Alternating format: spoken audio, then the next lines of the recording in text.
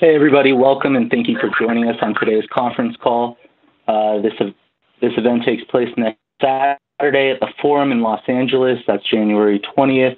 It will be the first event on the brand new Paramount Network, formerly Spike, where it will air live and free at 9 p.m. Eastern.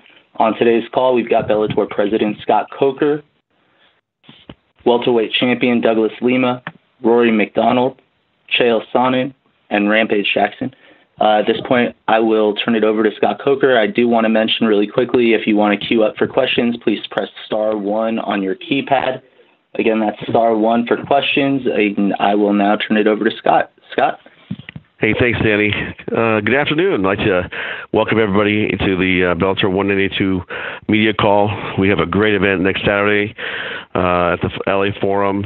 Again, Danny said it's our inaugural launch into becoming the Paramount Network. It's going to be live and free on Paramount starting at 9 p.m. Eastern.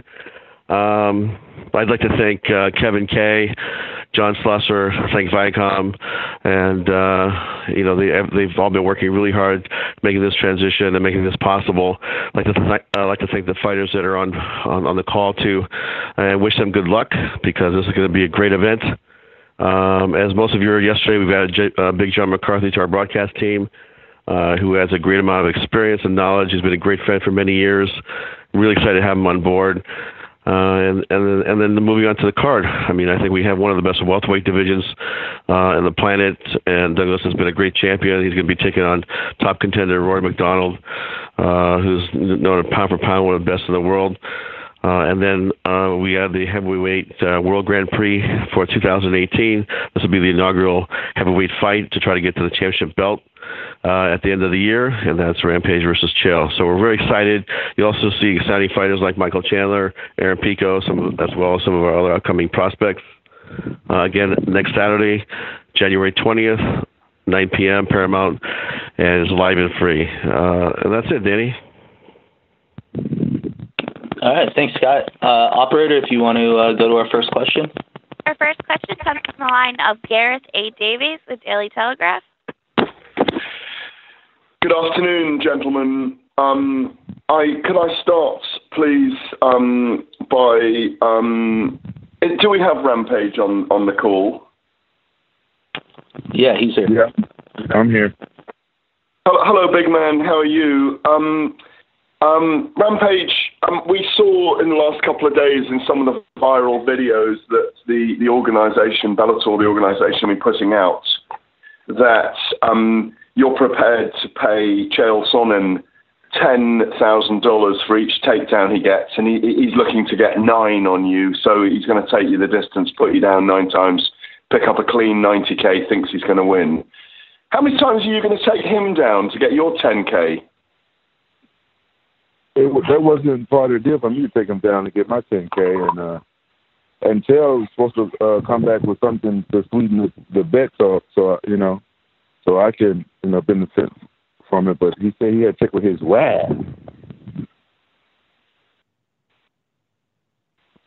You guys have been pretty cordial with each other. Obviously, you're very mature fighters. There's no beef between you in terms other than the athletic beef between you both. Do you think there's a chance, sometimes when this happens, there is the chance this becomes a real barn burner? Obviously, he will be avoiding your heavy hands, but what's your prediction for the way the fight goes, Rampage? What's that noise? I don't know. It's not me. I think it's Chael. It's probably Chael backing out of the fight right now. Yeah, it's Chael. My apartment building is doing a. All right. Can you hear me now? I can indeed. Yeah. It ain't no secret. Chael's going to desperately try to take me down, and I'm going to try my best to stay on my feet and throw them hands. It's no secret. There's no secret. Everybody knows what type of fight it's going to be. Thank you, Rampage. Really looking forward to it. And for you, Chael, are you there? I'm here. Where else would I possibly be? I thought that was you. I thought you were just backing your truck out of the press conference then, that was all. I'm here, buddy. You got a question for me? I do, and the question is this. He's going to pay you $10K every time you take him to the ground. What are you going to pay him? Yeah, people think that's a joke, man. I didn't know how to take it either. Rampage is a man of honor. We shook. I think we've got a bet here. So, I told him I can't pay him anything. He said, I want $500 for every jab that I land. I said, Rampage, I'm married. I'm a married man. I can't go around making $500 bets. I used to rule the roost, Gareth. I used to be, anything I wanted to do. I could wake up in Germany tomorrow. Nobody could tell me. Now, I can't make a bet. I got to go get clearance. But I'll tell you, I do agree with Rampage. I got to take him down. He's got to stand up. I got one way to win. It was just to be on top of him and annoy him for 15 minutes. He got one way to win, which is put me to sleep. I've taken a lot of people down. He's put a lot of people to sleep. I mean, this one isn't rocket science. So you're pledging then that you're going to pay him $500 every time he lands a jab on you, yeah? No, just the opposite. As a man of honor, I'm telling you, I am not involved with that. I am not part of that. Chael P is purely here to collect. And thank you, gentlemen. Can I just ask Rory and Douglas a question as well? And I will. Rory, thank you, gentlemen. Rory, Douglas. Douglas first. Good afternoon. Afternoon. What's up, guy? Good, thank you. How are you, sir? I just wanted to ask you, do you think a week on Saturday decides the best welterweight in the world when the title goes ahead between you and Rory MacDonald? Well, I love to think so. I think Rory's been on the top for a long time. He beat the guy that supposed to be the number one right now. He beat him before, so he can be considered the number one. And I'll take that spot. Once I beat him next Saturday for sure. But honestly, I'm not even thinking about that, man. I'm just focused on the fight. Don't really care much about rankings. There's always going to be somebody saying something that he doesn't deserve to be number one, this and that. So I'm not really focusing on that. Just focusing on winning this fight. And whatever happens, happens. Thank you, Douglas. And for you, Rory, obviously you've beaten Tyron Woodley, who's the UFC champion at present. Do you feel this could decide the number one in the world at 170? Well, I already feel like I'm the number one in the world. It's just about getting it done now, So we'll find out next Saturday what Douglas is made of. But in my head, I'm already number one. Thank you, gentlemen. I just a very quick question for Scott Coker from me. Scott, how obviously we can still call the channel Spike, which airs Bellator. Obviously, it won't be when the event comes a week on Saturday. But how important has Spike been for the sport of mixed martial arts and its development? And also, how helpful is it having an organisation, Paramount, Viacom, if you like, a multimedia conglomerate, in the assistance in the kind of things you're trying to do all the time, like the heavyweight tournament, like these huge events at the Forum to kick off the year? Gareth, I think if you look back at the history of the sport and somebody writes, a chapter, 10, 20, 30 years from now, it should always be noted that before Kevin K. greenlit The Ultimate Fighter and that series took place and exploded MMA, if that didn't happen and Kevin said, no, I'm not into it, I'm not really a fan of MMA, but luckily he was a fan, and he was a big fan, and being the president of Spike, he had the ability to make that happen, and that really took off MMA. Otherwise, it was at that crucial point where I remember MMA was, it could have died at that point. And a lot of people don't remember that time, and have become fans since then. But it was a very, very, very critical era in mixed martial arts in the history, and Kevin K, was part of that, and Viacom supported mixed martial arts, or have been supporting mixed martial arts since 2005 when that all went down. So, and then they had many years run with doing many great fights and having a partnership with Zuffa, and then eventually bought their own, which is Bellator, which what we're doing now. But the commitment behind MMA from this company from 2005 till today has not, wavered. It's been strong. It's been, consistent. It's been something that, when I came on board, they said, look, let's fight us that we can get. Let's build the best talent that we can build, and let's go create a great league, and that's what we're doing. Our next question comes from the line of Steve Juan with MMA Mania. Thank you, operator. I have a question for everybody on the line. I'd like to start with Scott Coker. Scott, if I may, we know that John McCarthy is joining the broadcast team at Bellator 192. Who's going to be anchoring the broadcast desk with him? That would be Goldie. All right. Was that the future lineup for all of the tentpole shows, or will that be all of the shows going forward? No, that's for this show, and then sometimes Morrow comes in, and sometimes Goldie's there. But Goldie has the call on the 20th, which will be our inaugural launch next Saturday. All right, looking forward to it, Scott. Thank you. My next question is for Chael, and I want to know, Mr. Sonnen, what is your ideal weight to be as explosive and dynamic as you were in the fight with Wanderlei Silva going into this heavyweight Grand Prix? I'd like to be 214. I was 221 this morning. I was 224 a week ago, so I'm headed in the right direction. But I have a goal of getting to 214. It's always been tough. I've never had to lose weight at any point in my life. I've never tried to diet for weight loss, aside from having to make a weight contractually. So that was always the forced discipline that I had in place, and I don't have that this time. So it's taking like an extra element, which I have found some struggles with. It's very hard when you're hungry and laying in bed at night to not eat something when you can. But to answer your question, 214. All right. Same question for Rampage. Mr. Jackson, what do you want to weigh going into this fight with Chael? I want to weigh 210, but that's not going to happen.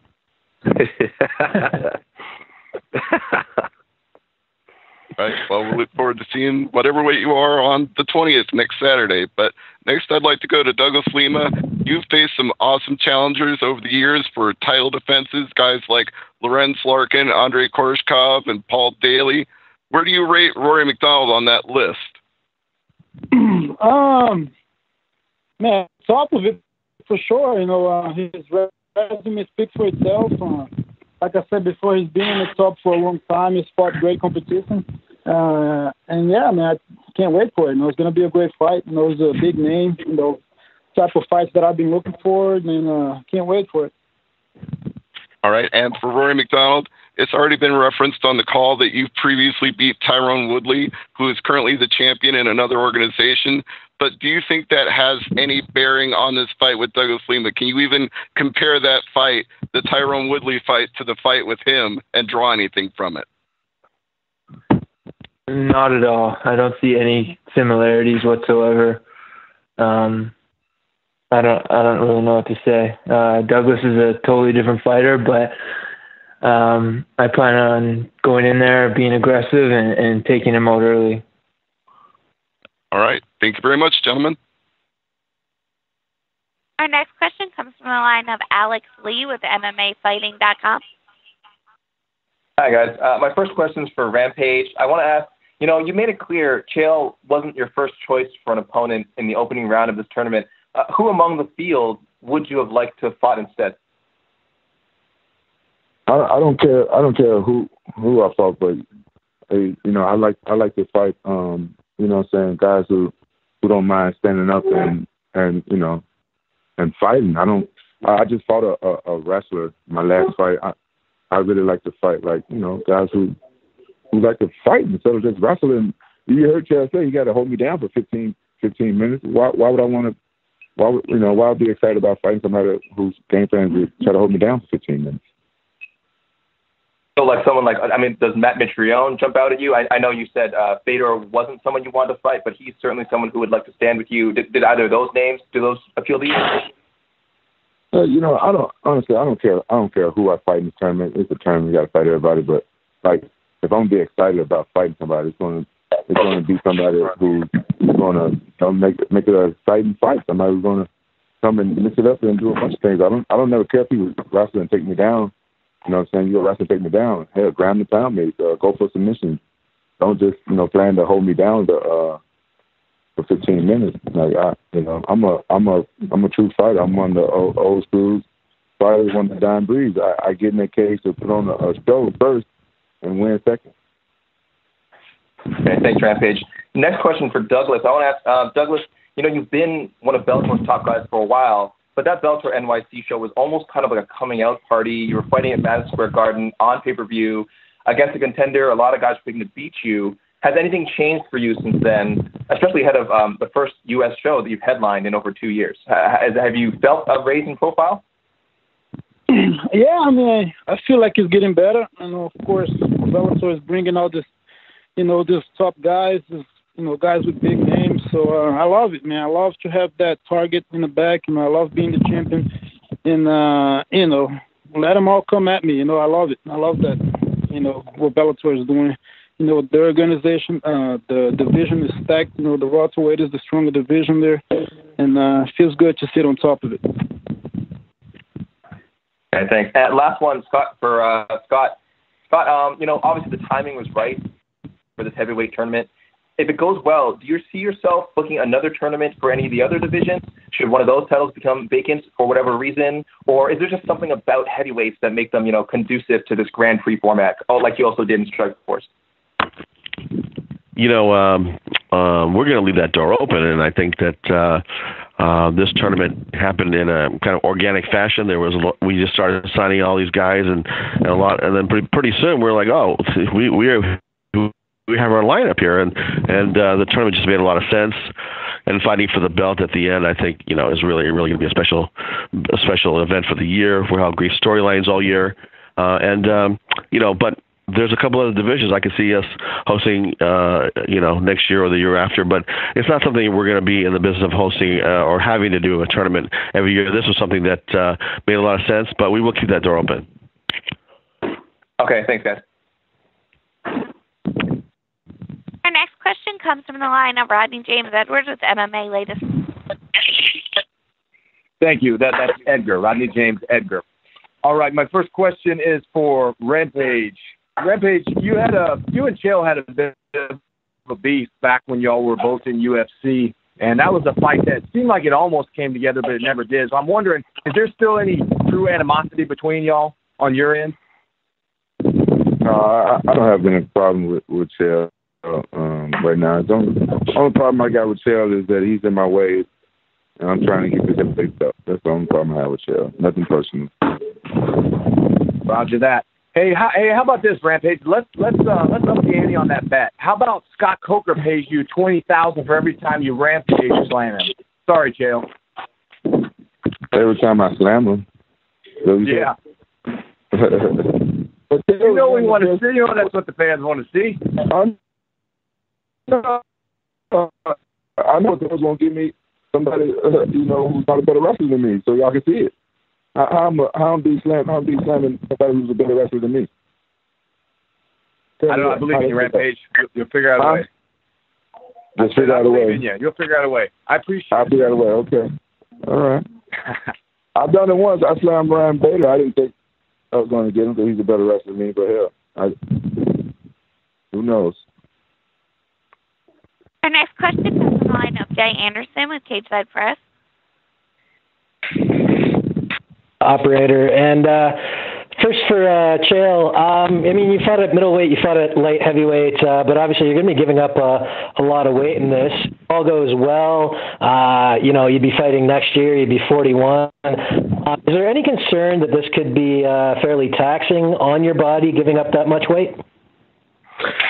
I haven't thought about it being taxing, but it is a first for me. It creates a little bit of anxiety, like I said, lay in bed at night and try to work this match through. I've got some teammates that I go with that are as big as Rampage or bigger. And a lot of my techniques just don't work. I'll do everything perfect and hit those guys, and boom, I just get stopped because of the size. So, it's a first for me. I've enjoyed it. I've enjoyed the unknown in the process. I got into grappling lately, and the only reason I went into grappling is just I'd never done it before, and there was some apprehensiveness, and maybe you'd even call it fear, and that's just kind of what I enjoyed about the process. So, I don't totally know what to make about it, and I have had a hard time in practice with some of the stuff I've done, and fortunately had those bodies to go, okay, we might have to go to a plan B or a plan C here. So I don't fully know what to make about it. Edgar had just asked Rampage if this was fight, had any animosity.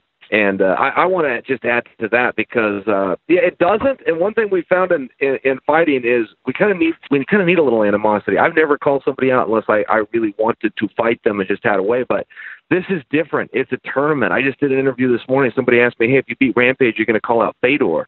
But it doesn't work that way. We're in a tournament. This is the way the Olympics does it. This is the way the NFL does it. This is the way the NCAA does it. So it's not about drama and having bad blood, man. It's a straight line bracket, like every mainstream sport out there.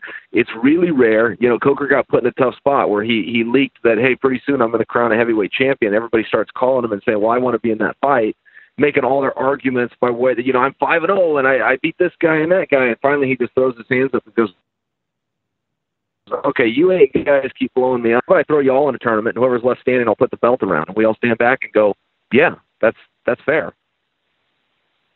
Just a follow-up question to that. We saw in another promotion GSP come back and then, kind of walk away from the belt. If you win this heavyweight title at 41, is that a case where you do want to stick around and defend it for a while, or would you consider kind of going off into the sunset on top? Well, I get split a little bit on that. I definitely would not go anywhere else or use that as a negotiation tool. I want to make that really clear. I'm completely loyal to Bellator and would not even consider anything else. But I really believe, and I'm a traditionalist. I'm a fan first. I really believe that you've got to defend it. I don't feel anybody should go out on top. And some guys do. George St. Pierre is one of them, but he gave them every chance in the world to beat him. He gave guys rematches, and some guys got 3 matches. He changed weight. He did everything he could do to get beat and pass that torch. He was just that damn good. And aside from him and Lennox Lewis, I can't think of anyone that goes out on top. We all our careers in the same, face down and embarrassed. And I think that I'm going to follow suit on that. I mean, that's what will be up. I don't want to leave anything on the table. If I got one more match or one more walk or one more experience, good, bad, or indifferent, I'm going to take it. All right, and a question for Rory, if I can. Rory, you referred to yourself as an A-plus athlete compared to some A athletes. What, if anything, does Douglas Lima present to you that you either haven't seen before or maybe not as good as he does it? Well, I think Douglas his biggest strength is his power. He can hit hard from pretty much anywhere, and I think that's the biggest thing. But I've fought a lot of power hitters before, and I've been very successful against those guys. So I'm not too stressed about it. But he is dynamic. He's good on the ground as well. He's a strong athlete. So pretty much every position we're going to be in, it's going to be a fight. I can assume that, but I think his biggest asset is going to be his power. And Rory, just one quick other question: the label going around, the Canadian Cycle label, does that get you at all? Does it bother you at all? Does any trash talk get to you? No, I'm indifferent about it. I don't really care. All right, thanks, Rory. And Scott Coker, just one final question. Do we have the names of any alternates for the Grand Prix, and do we know when any of the alternate fights are going down? Yeah, we do, and we will start announcing that at a later date. Great, thanks very much. Thank you. Our next question comes from the line of Steven Morocco with MMAJunkie.com. I was literally just about to ask Scott if you had any if you had the alternate set for the tournament, but do you have any idea when you're going to be announcing those? Yes, probably look for us at the post-fight press conference on Saturday. Okay, cool. Shane Carwin put his name in the hat about 2 months ago. Is it too early to ask if he's one of the guys, or? I know that Rich has continued to talk to them, but by no means does that mean that he's locked in for an alternate yet. Okay, and then also Rory put his name in the hat. He said he thought he would be used as an alternate. Is that even conceivable for in your mind? Well, I think Rory has a big fight coming up that he's focused on, at 170 pounds. So, let's see how that works out. And then, as far as him fighting in heavyweight, I love Rory. The thing I love about him is that he's a real martial artist, and the weight class issue doesn't bother him. But I think that we'll probably stick to heavyweights for fighters that actually can make it over 205 pounds. Rory, is that still a thing for you? You mentioned it on the MMA Hour a little while ago. Was that serious, or is that just something you were sort of musing about? No, I would definitely take part in it if I had the opportunity. I don't see any reason why I wouldn't do it. Do you think you'd be competitive at heavyweight with such a big gap in weight? I think anytime I get in a fight against anybody, it's going to be competitive. I'm the type of fighter that's going to go down swinging to my last breath. So even if these guys are, massive, I'm still gonna make them feel something. I'm gonna make them fight for it. That's for sure. Okay, thanks, guys. Our next question comes from the line of Damon Martin with MMAWeekly.com. Hey guys, first question for Rory. Rory, throughout your career, you fought, the best of the best in welterweight when you were in the UFC. Where would you put Douglas Lima in that list? I mean, considering you have fought the current UFC champion, the number one contender in the UFC, I mean, you're kind of a good measuring stick for, where this sits. Where do you put Douglas Lima in kind of like the list of tough opponents you faced? Right up there at the top. Any, the top 5 or top 10 guys. He had he beat his last opponent there. Now I'm forgetting his name, but he was in the top 10 and he was doing really well. But I would imagine Douglas would fit very well in the top 5 in the UFC. So I'm preparing for one of the world's best, that's for sure.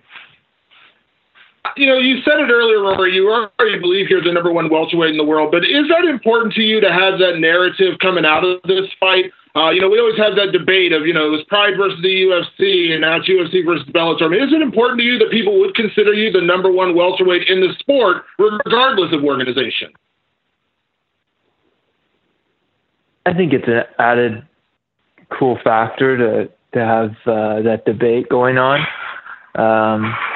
With more guys coming over from the UFC and into Bellator, I think that just makes the debate that much closer of an argument, But I think that my performances will speak for themselves, and people will be able to, make up their own mind. And I think they'll see for themselves where the class of fighter that I am when they see me fight on Saturday.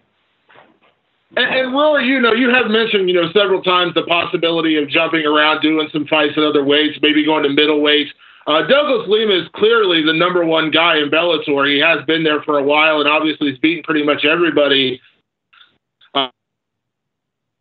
If you beat him, is that kind of the goal, to maybe go to middleweight, test yourself, or are there still other fights for you at welterweight? Is defending the title important, or is it maybe about finding the best challenges? I think it's all about timing. So I'm pretty much open to anything, whatever is the best thing at that particular time. I'm pretty much ready to jump on it. So for example, if there's not really a clear number one contender for me to fight at welterweight, if I beat Douglas, I'd be happy to fight for the middleweight title or fight someone with a bigger name that might be in a larger weight class. I'm really open to any option. I think it just comes down to timing and availability and what the fans are most excited to see at that particular time. And a question for Douglas Lima. Douglas, obviously Rory is a, phenomenal welterweight and has been around the sport for a lot of time, but do you feel overlooked at all going into this fight? Like, do you feel like the underdog, or how is your, perspective considering you are the champion? I mean, I'm being considered the underdog for many people. In my eyes, I'm not the underdog. I'm the champion. I know he's fought, bigger names, throughout his career, but I don't think it matters who's the underdog or not. I don't think it really matters. I know this is going to get one of the best fights at welterweight right now. It doesn't matter which organization. I think at welterweight, this is one of the best fights ever. So, I feel pretty good. I feel in my prime, right now. I'm still young. I'm hungry. And, same for him. So, it doesn't matter. It doesn't really matter, if I'm the underdog or not. I'm just ready to compete, man. I work very hard. I've been training for this fight since my last fight, this fight was supposed to take place last year. So I've been ready. I've been ready this whole time. I'm healthier than ever. And I'm just looking forward to this fight. And two quick questions for Scott Coker. Scott, I'm curious with the matchups in the heavyweight, Grand Prix. I mean, obviously it's a really fun Grand Prix, but was there a reason behind, matching up, kind of like the light heavyweights against the light heavyweights, the heavyweights against the heavyweights in the first round versus kind of mixing things up? Was that always the plan, or was it just the way things worked out that you didn't have maybe, Rampage fight a Matt Mitrione? Timing was part of it, when these guys were going to be ready. And then, we sat down as a group and said, hey, we think that this will be the fights that the fans want to see, and that's what we laid out. So it was really a timing issue. And last for me, Scott, the timing of the tournament, you got basically one fight, over the next, few months here with the tournament kicking off with, obviously Rampage and Chael and moving into February. Was there a reason to stretch it out over a few months versus having maybe all the fights in the 2-month period, or was it just the time you could basically have the end of the tournament in December? I'm assuming that's the plan. Yeah, there's a plan. I mean, we've hosted tournaments where, we did four men in one night, and then we've, been around when we were doing K1, all 8 fighters in one night. I mean, it's just to do it all in one night. It's just for MMA. It's just people get hurt. It just doesn't work. And even the four-man tournament was really tough. And we had injuries, and so I said, you know what? Let's just have single elimination, and let's just do it over a period of the year, because these guys all are big stars, big brand names of their own. They could all carry a main event on their own, and it's a great storytelling vehicle for the next 12 months. And having the vacant title as the prize at the end, I think is a very intriguing story. Awesome. Thanks, Scott. Thank you. Our next question comes from the line of Ty O'Keefe with the Fight Network. Hey, guys. Thanks for talking to us today. My first question is for Rory. You spoke about fighting at different weight classes several times and things like that. But do you think that moving forward, that's the only way you're going to be able to stay as busy as you want to with Bellator, by seeking out other fights outside the welterweight division? I don't think so. I think there's plenty of good talent at welterweight. I could be very busy for a long time with the amount of fighters they have at welterweight, but I'm seeking just, I'm looking past more. I want to achieve more than just one weight class. I want to broaden my horizons a little bit. Definitely. My next question is for Chael Sonnen. You've been in the sport a very long time. If you did win this Heavyweight Grand Prix, where would that stand on your list of career accomplishments? Oh, it'd be my greatest accomplishment, man. I'm a tournament guy. That's what I grew up doing, 4 or 5 guys in one day every single Saturday. And I love this tournament. I wish it was all in one night. That's old school. I think that's something that it sounds a little better to say than to actually do. I couldn't really see anybody in this tournament fighting 3 other guys in this tournament in one night. But that is the old school. It sure would be fun, as a fan and to get to be part of. But yeah, I mean, it'd be a huge accomplishment. I love tournaments. They're super tough. I love fighting these big-name guys, man. I'm a fan before everything else. I know all of these guys. I know everything about all these guys. I've never had to study 1 second of Rampage for this match because I've seen all of Rampage's matches. I get asked the question all the time, who's a better talker, you or Conor McGregor? People ask me that, and I go, I'm happy to answer, but you're leaving one guy out. You're leaving out Rampage. That's the original guy to bring out charisma. I can tell you how many times I was in my living room with a bunch of friends watching a pay-per-view. We'd all watch the fight, and the party would be going on, and as soon as it was done, everybody would shush everybody so we could hear what Rampage had to say. So... Yes, it would be my biggest accomplishment, but I think I speak for everybody. Ryan Bader comes to this tournament as a sitting world champion. I think Ryan Bader himself would have to tell you, man, this would take the cake. Yeah, definitely. My next question is for Scott Coker. I got to speak to you briefly just before Bellator NYC, and I asked you then if you did attract new fans from that, which obviously you did from the Bellator NYC event. What were you going to do to keep them coming back? And so my question is, are you satisfied with what Bellator has done, in order to keep those new fans coming back post Bellator NYC?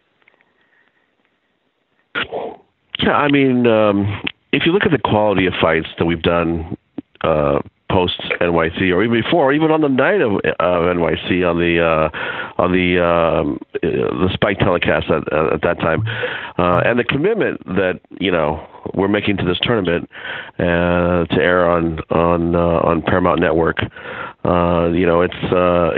something that I think the fans have appreciated and have been thankful, and we've been getting a lot of good response. And we're excited about this year. It's going to be, I think, hopefully a record-breaking year for us. Guys, we're going to take 1 or 2 more questions. Operator, you can go to the next caller.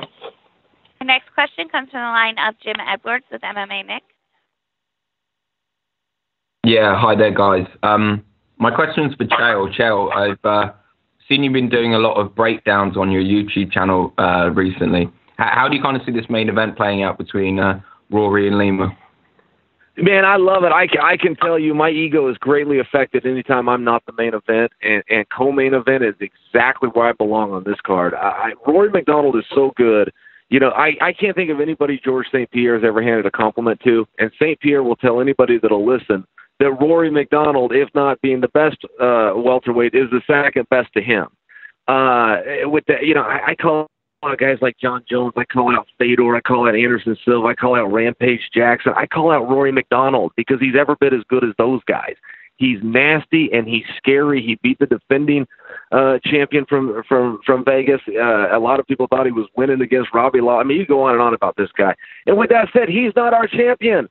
Douglas Lima is. Douglas Lima is the most disrespected guy in all of MMA. He's been a highlight reel for Bellator for 2 years. He was supposed to get knocked out in his last fight. Not only did he not get knocked out, he knocked the other guy down. He's got incredible hands. He's huge. He should be a middleweight, but he's a man of honor that signed a contract, so he honors the contract. And that's not even where he does his best work. His skills are on the ground. He's just so damn good, he doesn't even have to go there. I just hope that we can, if anything comes of this night, I hope we can all agree in sportsmanship that if Lima gets over on Rory, we finally give him his due. Thanks, Chael. Well, Douglas, let me ask you, man, do you feel that a win over Rory is going to kind of make people take notice and finally give you that respect that you obviously were?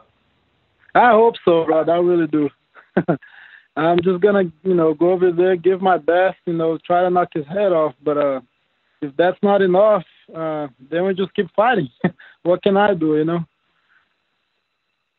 And just one last one for Rory as well. Rory, I know recently you obtained, I guess, a very lucrative sponsorship from the kind of cryptocurrency community. Can you tell us how that kind of came about? And I guess when you weigh this fight up against some of the fights in your last organisation, how much more are you getting for this fight? I guess from sponsors than back in the other organisation.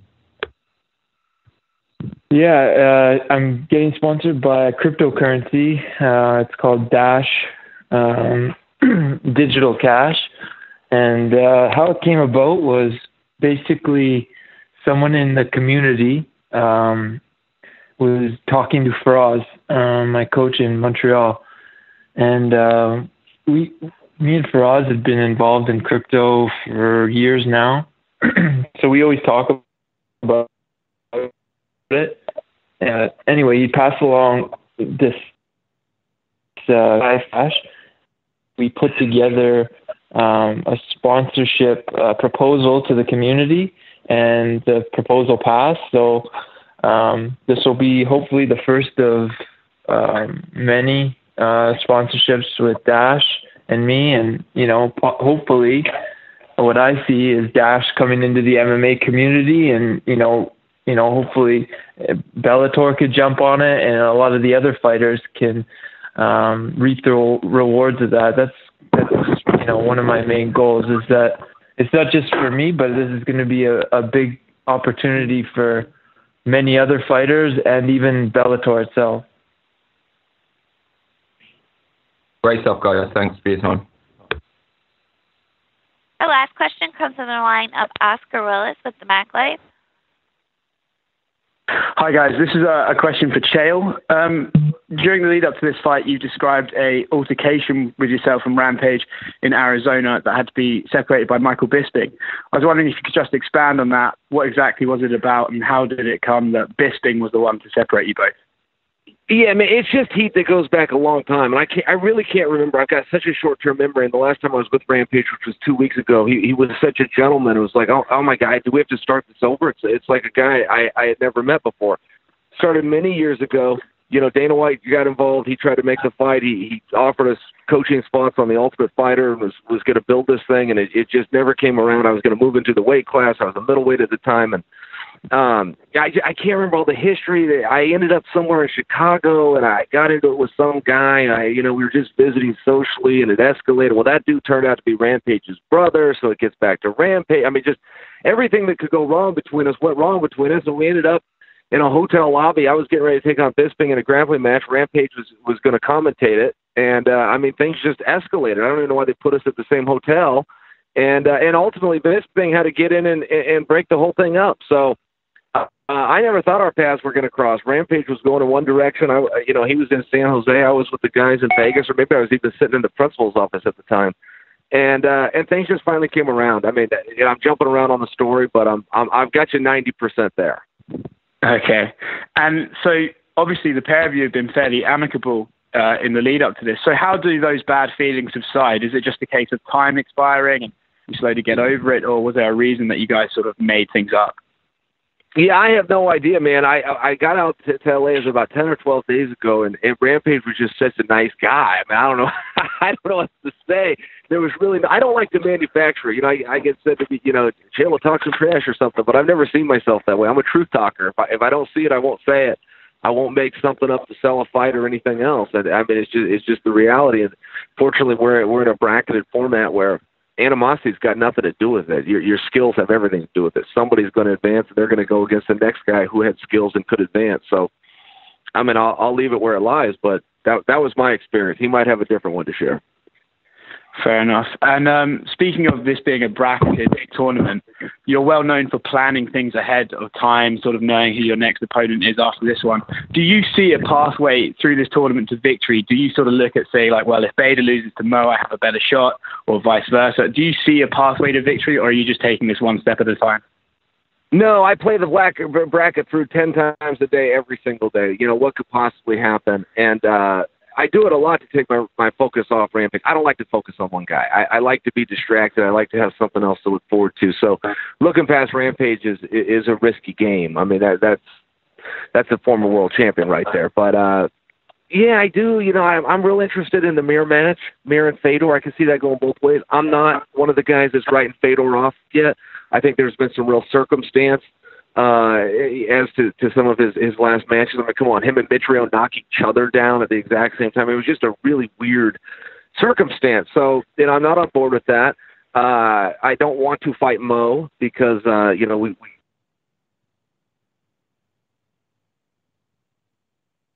go back. Could he get eliminated? Maybe, but he does his best work against those bigger guys, those guys that have a little harder time getting out of the way, and he steps in big and powerful and fast and puts them down. So I think he's a likely guy to advance. I think Mitrione's the real number one contender if Coker wasn't doing the tournament.